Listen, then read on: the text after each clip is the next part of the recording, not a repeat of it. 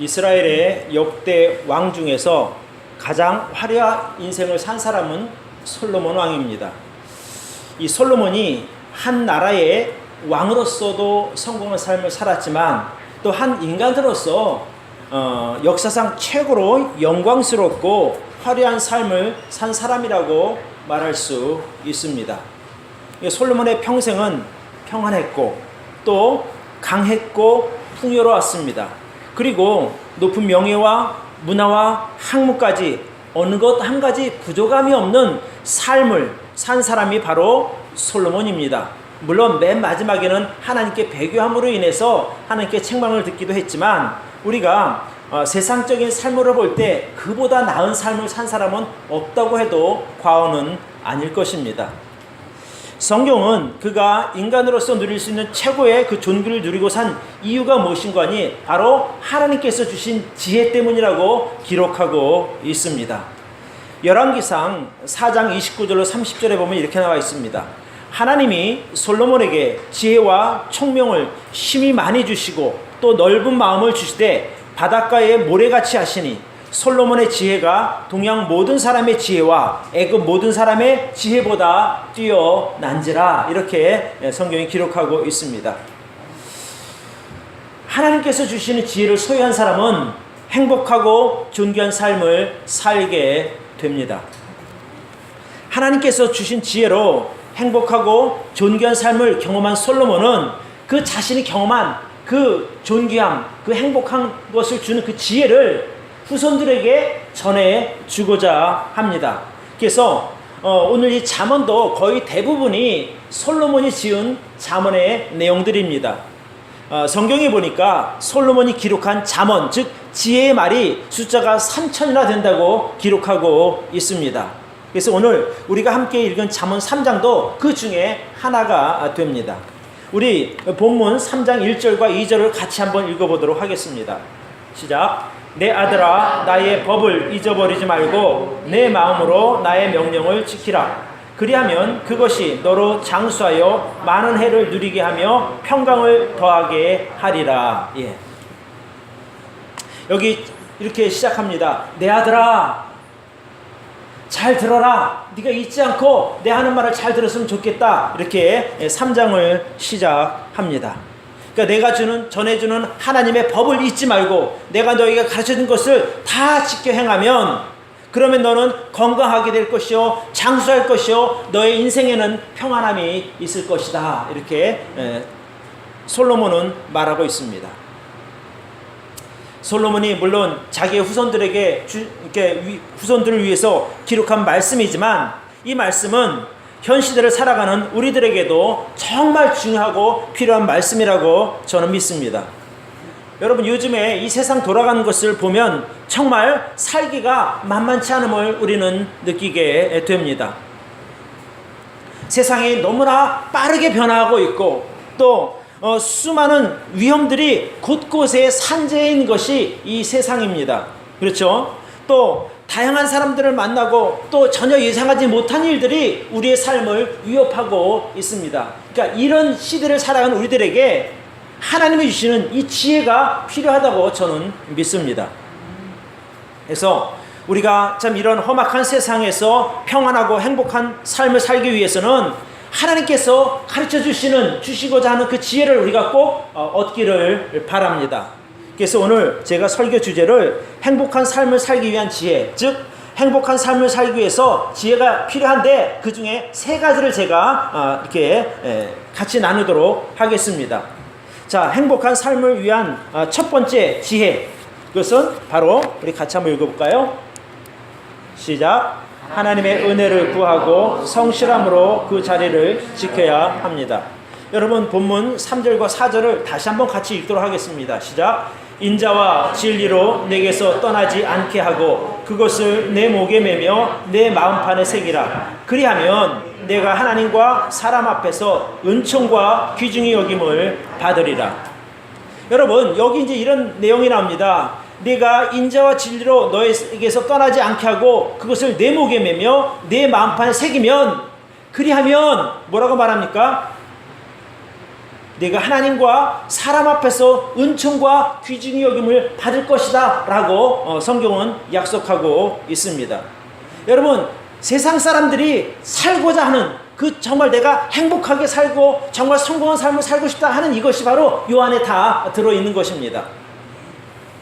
그런데 제가 여러분께 성경을 통해서 드리고자 하는 말씀은, 여러분 정말 행복해지기를 원한다면 세상에서의 성공을 구할 것이 아니라 하나님의 은혜를 구하는 여러분들이 되기를 바랍니다.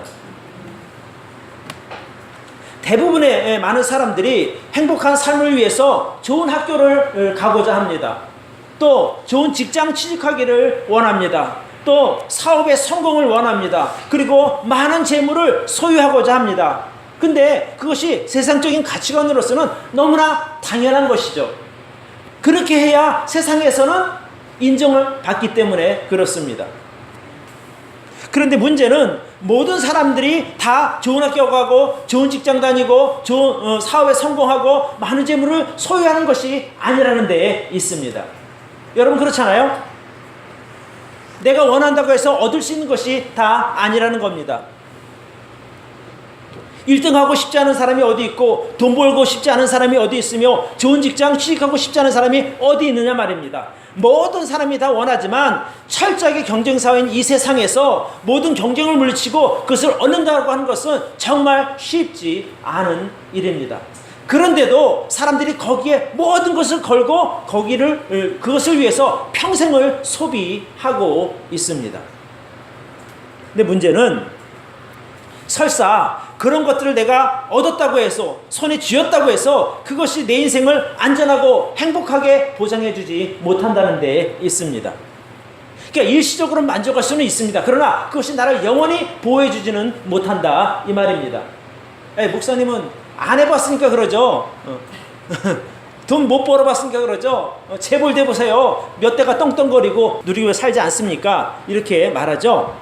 그런데 내가 내 말을 한다면 사실 이런 말할 자격도 없어요. 왜? 내가 그렇게 되어보지 못했기 때문이에요.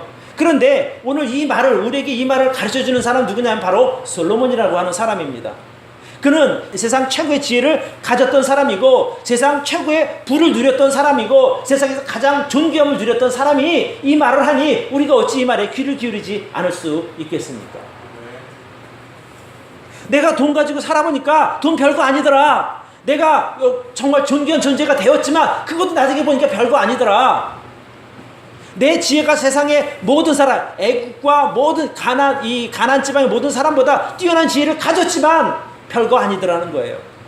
그것보다 더 중요한 것이 무엇인가 하니 바로 하나님의 은혜라고 솔로몬은 말하고 있습니다. 여러분 열왕기상 10장에 보면 솔로몬 왕 당시에 솔로몬이 매년 거둬들인 세금이 얼마냐면 금의 무게로 666달란트예요. 이것을 제가 계산해 보니까 순금으로 말하면 25톤이에요. 여러분 1톤이면 1000kg거든요. 25톤이면 얼마예요? 25,000kg이에요. 순금이 1년에. 그러니까 그건 세금만 그러고 또 이제 다른 나라에서 이렇게 그 조공으로 바치는 거 있으면 이 말들 엄청난다는 거예요. 제가 이제 금값을 계산해 보니까 요즘으로 말하면 수조 원이에요. 1년에 버드는 세금만. 요즘으로 말하니까 수조 원이죠. 옛날 같은 게 엄청난 거란 말이에요.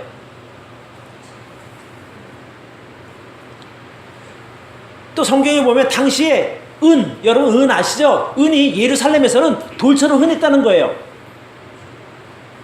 은값도 상당히 비싼 거거든요. 근데 예루살렘 성내에서 돌처럼 흔한 게 은이었다는 거예요. 그러니 당시 얼마나 그 경제가 넉넉했냐 하는 것을 우리가 짐작할 수 있습니다. 이 세상이 그런데 솔로몬은 오죽했겠냐는 겁니다. 그래서 그런 세상의 최고의 재물과 명예와 성공을 경험했던 솔로몬이 왜 아들에게 너 재물이 최고니까 재물 많이 모아 이 말하지 않고 하나님의 인자와 진리를 구하라 이렇게 말했겠느냐는 거예요. 여기서 말하는 하나님의 인자와 진리가 무엇인가 하니 바로 은혜와 하나님 앞에 성실함을 말하는 겁니다. 왜? 돈보다 그게 귀하기 때문에 그것을 자기 아들에게 말해주고 싶은 거예요. 너 돈 필요 없어. 명예 필요 없어. 진짜 중요한 것은 하나님의 은혜 안에 머무는 것이야. 이것을 말하고 있는 겁니다. 왜냐하면 솔로몬 자신도 하나님의 은혜를 경험한 사람입니다. 여러분 어떻게 솔로몬이 은혜를 경험했느냐? 그가 왕이 된 것이 바로 하나님의 은혜 때문에 왕이 된 것입니다. 옛날에는 항상 장자가 있어요. 그죠? 왕이 되려면 첫 번째 아들이 다 물려받는 거예요. 근데 솔로몬이 몇 번째 아들인 줄 아십니까? 10번째 아들이에요. 사실 10번째 아들이면 왕이 계승순위에서 사실은 거의 보이지 않는다고 해도 과언이 아니에요. 자, 여러분, 솔로몬이 왕이 계승순서에 의해서 왕이 되려면 자기 위에 있는 9명의 형이 다 죽어야 돼요. 그러죠? 그래야 그 솔로몬이 왕이 되는 거잖아요. 그러니까 솔로몬은 감히 자기 왕이 될 것을 바랄 수도 없는 입장에 있던 사람이에요. 그런데 신기하게 하나님께서 솔로몬을 왕으로 세울 계획을 하고 계셨기 때문에 자기들끼리 서로 싸우고 죽고 반역하다 쫓겨나가서 죽고 뭐 이렇게 해서 결국 나중에 10번째인 솔로몬이 왕이 되었다는 겁니다. 그러니까 은혜죠.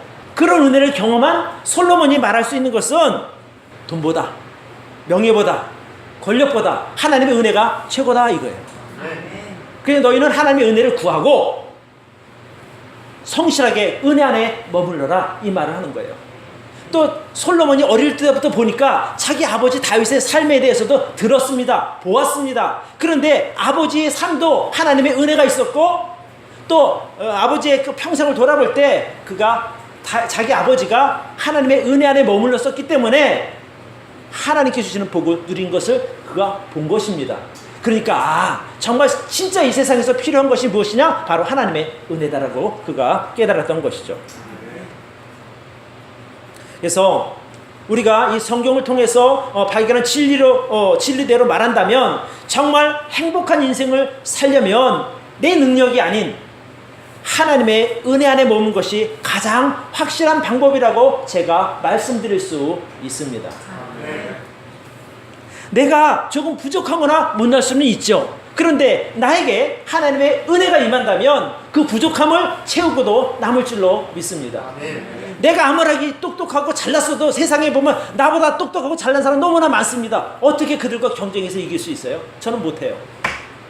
그러나 내가 한 가지 자신할 수 있는 것은 나는 비록 부족해도 내게 임한 하나님의 은혜가 있기 때문에 내가 그들과 경쟁해서 이길 수가 있는 것이고 그들보다 더 나은 삶을 살 수 있다고 나는 감히 자부합니다. 여러분, 또 우리가 하나님의 은혜를 받아야 하지만 또 그 은혜 안에 머무는 것도 저는 지혜라고 믿습니다. 그 은혜 받는 건 받지만 그 받은 것을 제대로 관리하지 못하면 날아가 버릴 거 아니에요. 그러니까 그 은혜 안에 우리가 머물러야 된다는 것입니다. 오늘 솔로몬이 이렇게 말합니다.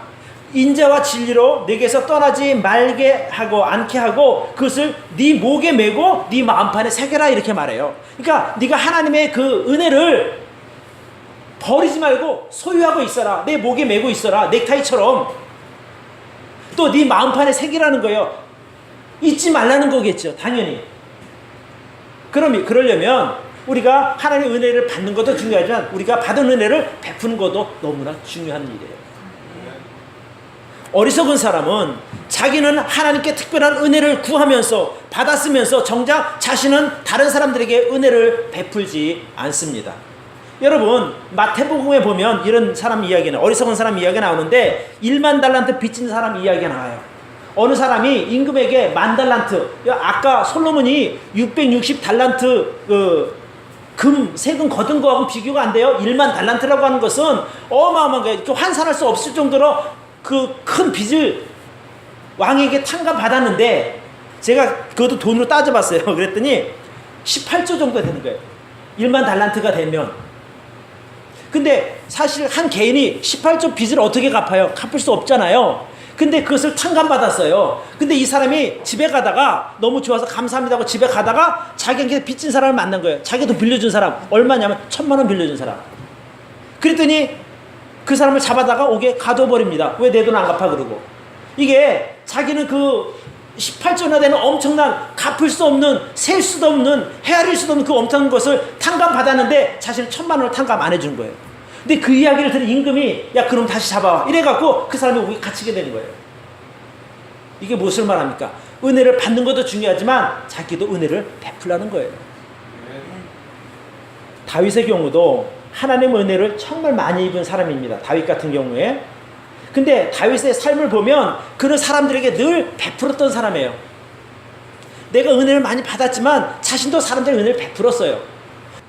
사실 그 사울 왕에게 거의 죽을 위기에 늘 쫓겨다니는 것이 다윗인데 사울의 아들 요나단이 늘 그때마다 고비마다 다윗을 도와줬습니다.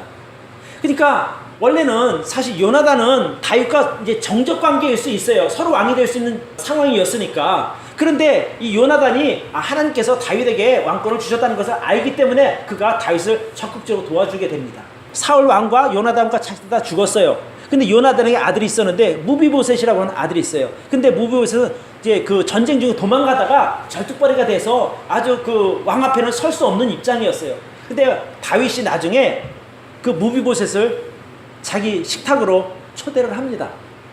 무비보셋은 어쩔 줄 몰라 하죠. 왜? 불구인 자기 몸이 왕 앞에 갈 수도 없는 입장이지만 서서 같은 식탁에서 이렇게 저쪽 한쪽에서 상처를 먹어 이게 아니라 같은 식탁에서 이렇게 먹는다는 것은 너를 내 아들로 생각해 이런 의미거든요. 그러니까 다윗이 이렇게 할 수 있었던 것은 자기가 예전에 그 아버지 요나단에게 받았던 은혜를 그가 갖고 있는 거예요. 또 한 가지 더, 다윗이 하나님의 은혜를 많이 입은 사람이라 그랬죠. 그러는데 나중에 이제 자기가 왕국을 짓고 보니까 하나님은 성막에 계셔. 이게 너무 가슴이 아픈 거였어. 하나님, 제가 하나님 위해서 제가 성전을 짓겠습니다. 이렇게 된 거예요. 그때 하나님께서 네 뜻은 고맙다만 네 손에 피가 너무 많이 묻었으니 네 아들 솔로몬이 지었으면 좋겠어. 그래서 솔로몬 성전이 지어지게 된 겁니다. 그러니까 다윗의 이런 것을 보면 비록 성전 짓는 것은 자기 손으로 못했지만 그 재료는 다 준비했거든요. 그러니까 다윗에게는 그런 은혜를 받는 사람이기도 했지만 그가 은혜를 베푸는 사람이었다는 거예요. 그래서 여러분, 여기 솔로몬이 인자와 진리로 내게서 떠나지 않게 하라, 이 말은 뭐냐면 하나님의 은혜를 받을 줄도 알지만 그 은혜 안에 머물 줄도 알라는 말입니다. 그게 우리 인생을 풍요롭게 하고 행복하게 해주는 겁니다. 제가 여러분에게도 드리고 싶은 말씀이 있어요. 여러분 정말 하나님께 많은 은혜를 받으셨잖아요. 그죠? 그러면 하나님 감사합니다. 내게 이렇게 많은 은혜 주셔서 너무 감사합니다. 그래서 싹 입 닫는 게 아니라 나도 그 받은 은혜를 흘려보내야 되는 거예요. 누구에게? 나보다 낮은 사람에게. 나 됐어. 딱 문 잠가버리고 난 이제 더 안 받아도 돼. 이게 아니라 열어서 그 은혜가 다른 사람에게 넘쳐가도록 은혜를 베푸는 여러분들이 되기를 바랍니다. 또 어떤 분들은 하나님의 은혜를 구했습니다. 그렇지만 여전히 어려운 환경 가운데 계신 분도 있을 것이에요. 그런데 제가 드리고 싶은 말씀은 여러분, 뭔가 안 오는가 보다. 그래서 그 자리를 떠날 것이 아니라 은혜를 구한 그 자리에 계속 머물러 계시기를 바라요. 그러면 때가 되면 하나님께서 은혜를 부어주실 줄로 믿습니다. 이제 때가 돼서 부어주려고 하니까 얘 어디 갔어? 그러면 못 받는 거예요. 하나님께 은혜를 구하고 성실함으로 그 자리를 지키는 여러분 되기를 바랍니다. 그럴 때 때가 되면 하나님께서 분명히 여러분 삶 가운데 은혜를 베풀어 주실 줄로 믿습니다. 그런 사람이 하나님께 은총을 입게 되고 사람들에게 존귀하게 여김을 받게 될 줄로 저는 믿습니다. 그러니까 내가 그렇게 될 거라 그것이 아니라 성경의 약속이지 않습니까? 4절에 그리하면 네가 하나님과 사랑 앞에서 은총과 귀중히 여김을 받으리라. 그러니까 내가 세상에서 뭔가 뛰어나게 되려고 막 어떤 노력하고 능력을 가지려고 할 것이 아니라 여러분 하나님의 은혜 안으로 들어가시길 바라요. 그것이 가장 확실하게 행복하게 살 수 있는 방법이라고 저는 감히 말씀드리고 싶습니다. 자, 그러면 두 번째, 우리가 어떻게 하면 행복한 삶을 사는 지혜를 가질 수 있을까? 그 지혜가 뭘까? 같이 한번 읽어볼까요? 시작. 온 마음으로 하나님을 의뢰하고 범사에 그의 주권을 인정해야 합니다. 여기 보면 5절과 6절을 같이 한번 읽어봅시다. 시작. 너는 마음을 다하여 여호와를 의뢰하고 내 명철을 의지하지 말라. 너는 범사에 그를 인정하라. 그리하면 내 길을 지도하시리라.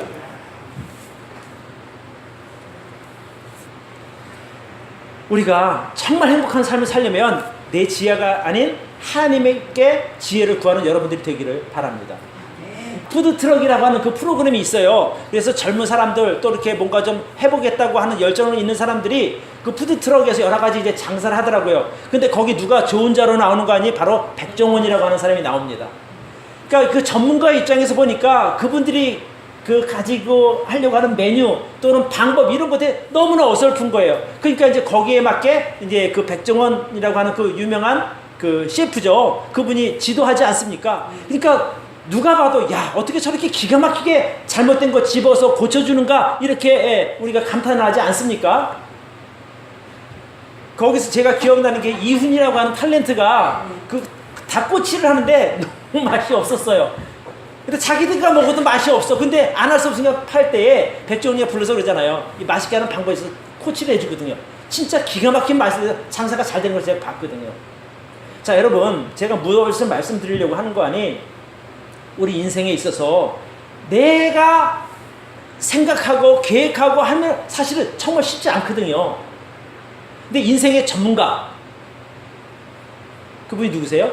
하나님이시잖아요. 그래서 솔로몬이 말하기를 그러니까 솔로몬 자체도 세상 최고의 지혜를 가졌지만 그는 늘 하나님을 의뢰했던 사람이에요. 그래서 자기 아들에게도 뭐라 그러냐니 너는 마음을 다하여 여호와를 의뢰하고 하나님을 의뢰하고 신뢰하고 내 명철을 의지하지 말라고 얘기하는 거예요.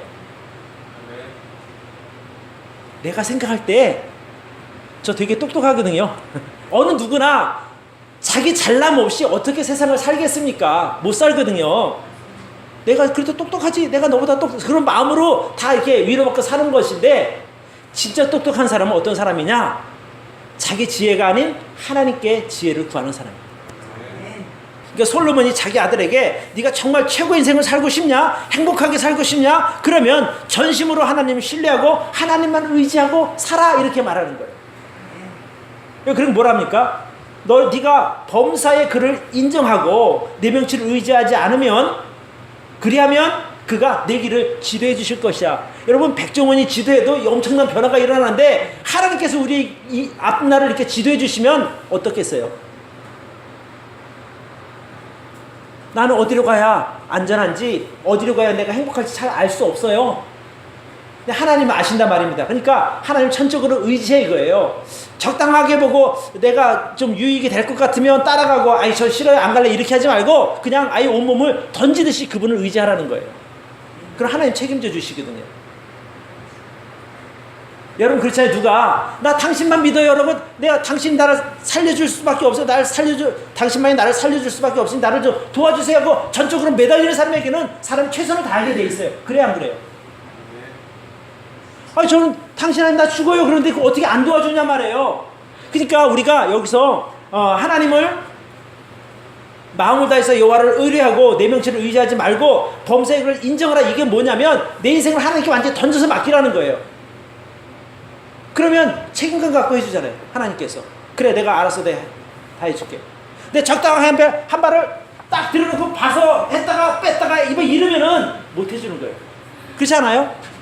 여기 우리 박성건 형님 계시지만 우리 그렇잖아요. 이렇게 찾아오는 분들에게 와서 간 보는 사람들이 있잖아요. 그럼 마음이 안 가잖아요. 그죠? 안 그래요? 간 보는 사람에게는 별로 그렇게 마음이 안 가요. 근데 나 정말 다 당신만 의지할 테니 날 좀 도와주세요 할 때는 전심으로 해준단 말이에요.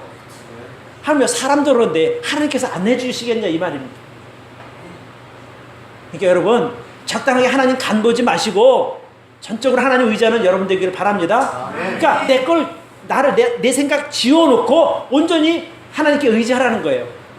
네 명치를 의지하지 말고 물론 너도 똑똑하지만 진짜 지혜자 참 하나님을 의지하는 여러분들이 되시기를 바랍니다.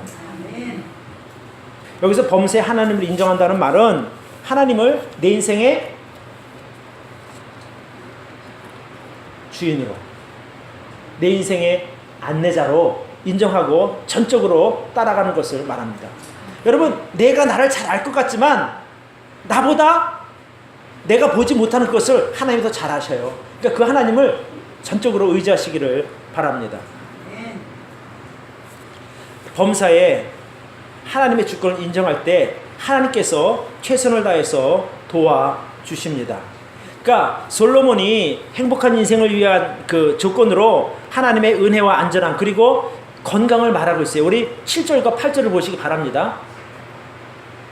같이 한번 읽어보자. 시작. 스스로 지혜롭게 여기지 말지어다. 여호와를 경외하며 악을 떠날지어다. 이것이 내 몸의 양약이 되어 내 골수로 윤택하게 되리라. 여기 이렇게 말하고 있어요. 너 스스로께 지혜롭게 여기지 마라. 내가 잘났어 이런 뜻이 아니라 그 뒤에 뭐라고 말하니까 여호와를 경외하며 악에서 떠날지어다 그러거든요. 그러니까 네 삶의 기준은 뭐냐면 네가 아니고 하나님이야. 그러니 하나님이 정하신 기준에 의지해서 네가 움직여 이렇게 말하는 거죠. 여기서 내가 스스로 지혜롭게 되어서 내가 판단할 때 이것이 맞아요 이렇게 고집하는 거거든요. 이렇게 하지 말라는 거예요. 여호와를 경외하여 악에서 떠나는 여러분들이 되기를 바랍니다. 그럴 때에 이것이 내 몸에 양약이 되어 내 골수로 윤택하게 하리라. 여러분 건강의 비결이 뭐예요? 골수가 윤택한 것 아닙니까? 속이 건강해야 겉으로 건강이 나오죠.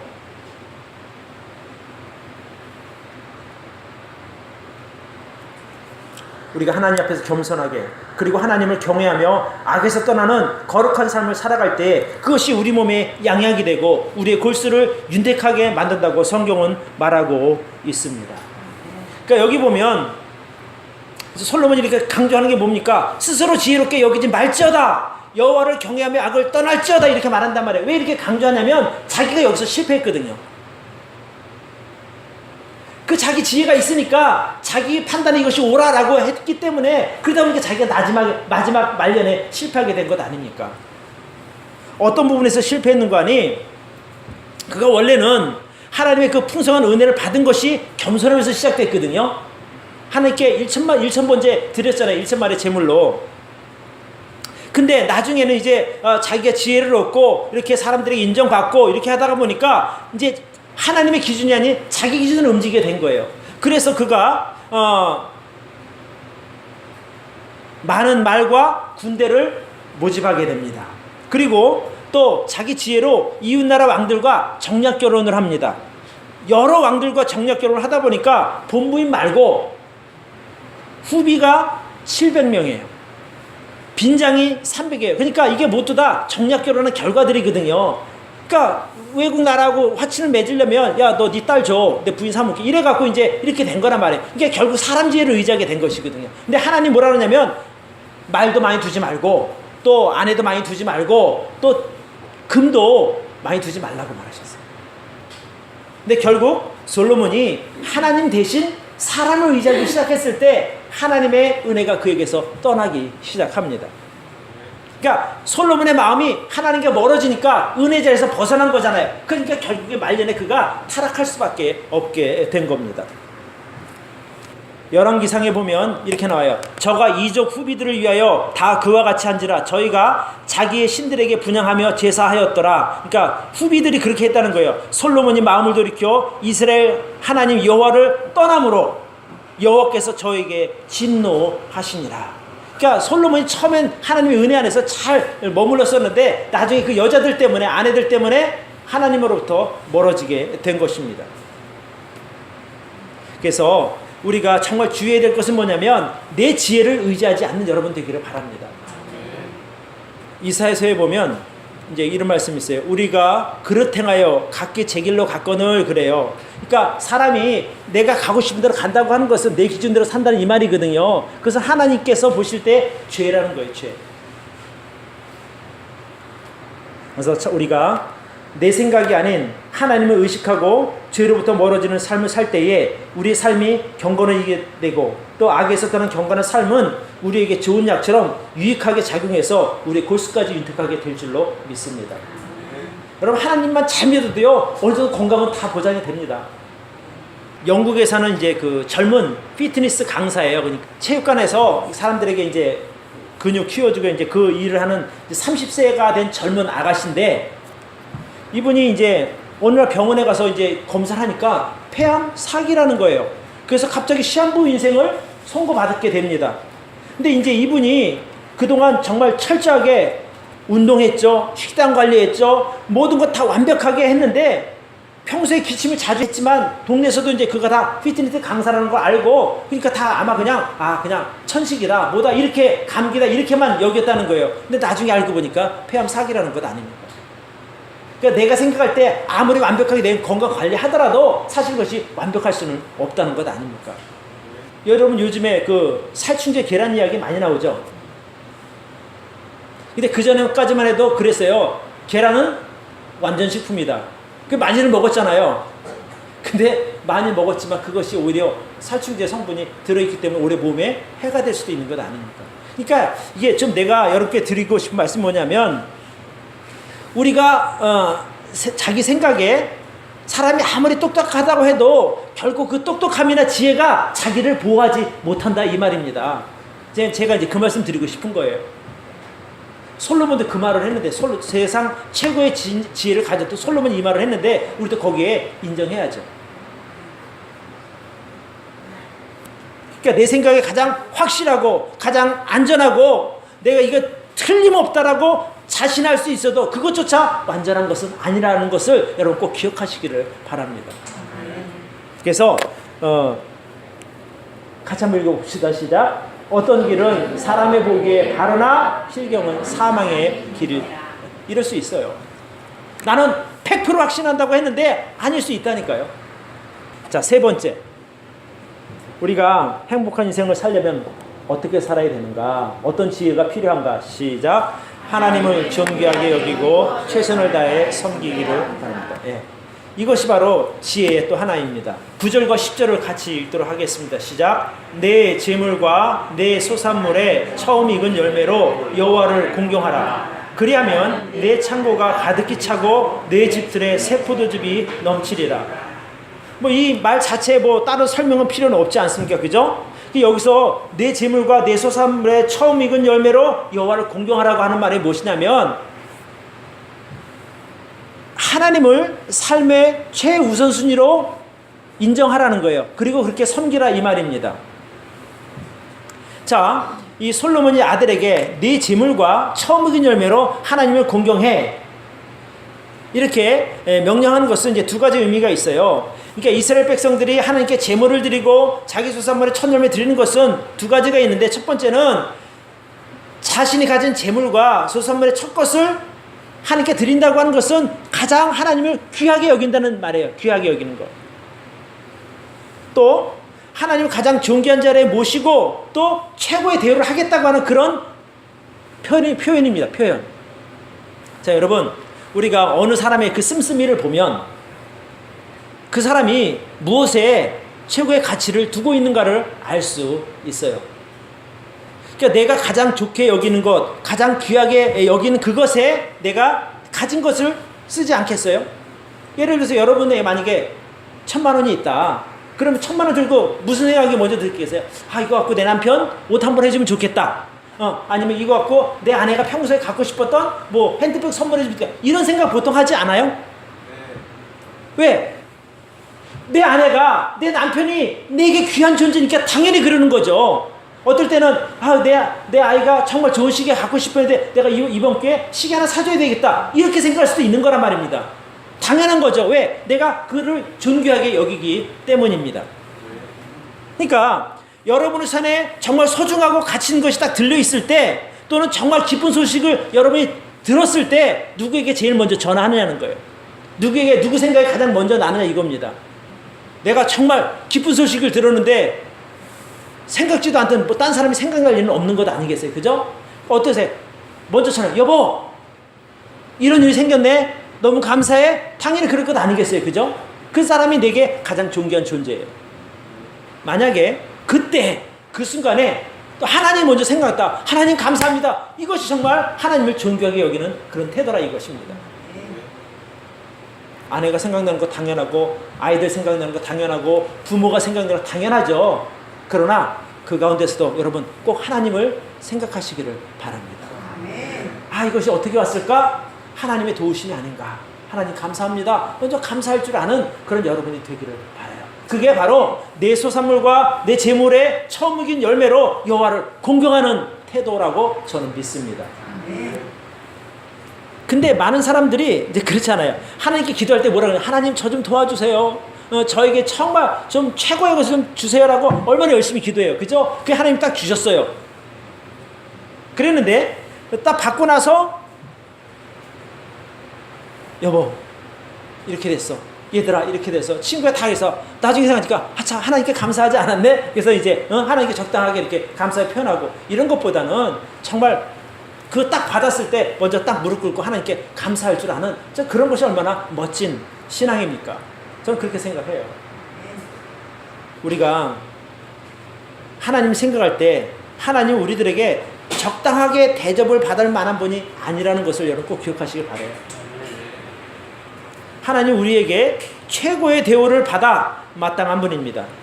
여러분 다윗이나 솔로몬이 왜 하나님 앞에서와 사람들 앞에서 귀중히 여김을 받는 사람이 되었습니까? 그것은 다윗이나 솔로몬이 하나님을 존귀하게 대접했기 때문이라고 저는 믿습니다.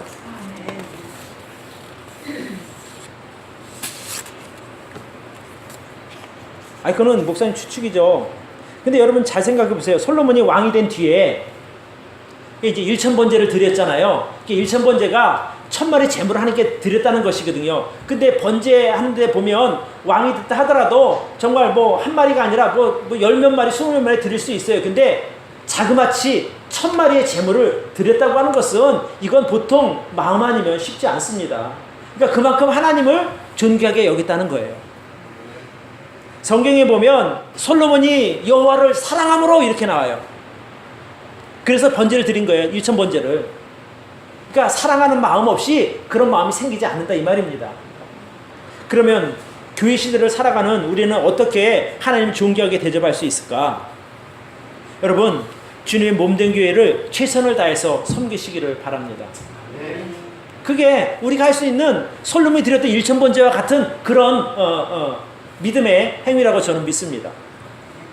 주님께서 이 교회에 큰 가치를 두시고 이 교회를 귀하게 여기니 내가 주님께서 귀하게 여기는 교회를 내가 잘 섬기겠다. 이것이야말로 하나님을 존귀하게 여기는 것 아니겠습니까?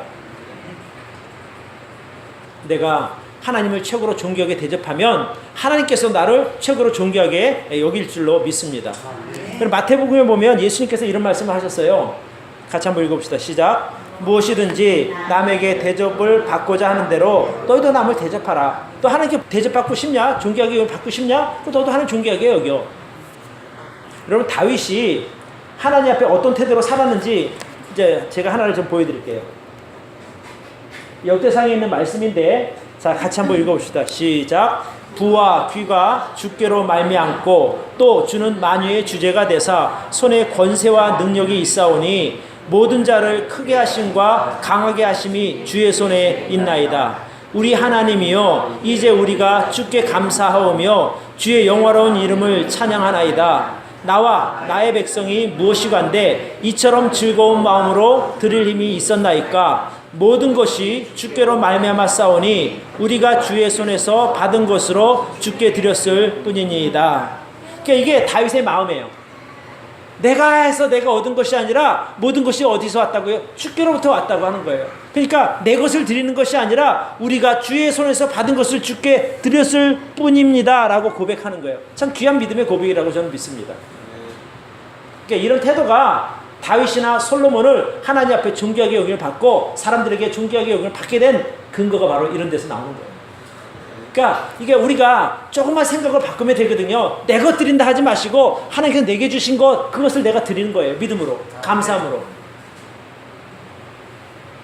여기 그렇게 말하잖아요. 부와 귀가 주께로 말미암고 또 주는 만유의 주제가 되사 손에 권세와 능력이 있사오니 모든 자를 크게 하심과 강하게 하심이 주의 손에 있나이다. 그러니까 내가 왕이 되고 내가 통일왕국의 이스라엘 왕이 되고 내가 강력한 나라가 된 것은 오직 주님의 은혜뿐입니다. 자 이제 오늘 말씀을 마무리합니다. 오늘 제가 행복한 인생을 사는 3가지 말씀드렸어요. 첫 번째가 뭐냐면 여러분 주보를 보세요. 하나님의 은혜를 구하고 성실함으로 그 자리를 지키기를 바랍니다. 자, 두 번째, 온 마음으로 하나님을 의뢰하고 범사에 그의 주권을 인정하시기를 바랍니다. 세 번째, 하나님을 존귀하게 여기고 최선을 다해서 섬기는 여러분이 되기를 바랍니다. 그러니까 이게 솔로몬이 말한 지혜거든요. 저는 우리 여기 계신 모든 성도님들이 이런 지혜를 소유하시기를 바랍니다. 또 이렇게 믿음대로 사시기를 바랍니다. 그러면 여러분이 정말 그 행복한 인생을 100% 살게 될 것이라고 저는 믿습니다. 왜냐? 하나님의 약속이니까. 자, 이제 잠언 그 3장으로 가서 13절부터 17절까지만 같이 한번 읽겠습니다. 13절부터 우리 한 목소리 읽겠습니다. 시작. 지혜를 얻은 자와 명철을 얻은 자는 복이 있나니 이는 지혜를 얻는 것이 은을 얻는 것보다 낫고 그 이익이 정금보다 나음이니라. 지혜는 진주보다 귀하니 너희의 사모하는 모든 것으로 이에 비교할 수 없도다. 그 우편선에는 장수가 있고 그 좌편선에는 부귀가 있나니 그 길은 즐거운 길이요 그 첩경은 다 평강이니라. 그러니까 하나님께서 주시는 지혜가 바로 이런 역할을 하는 거예요. 그러니까 여러분 다른 건 몰라도 이 지혜를 꼭 소유하시기를 바랍니다. 그래야 여러분의 인생이 안전하고 행복해질 줄로 믿습니다. 기도하겠습니다.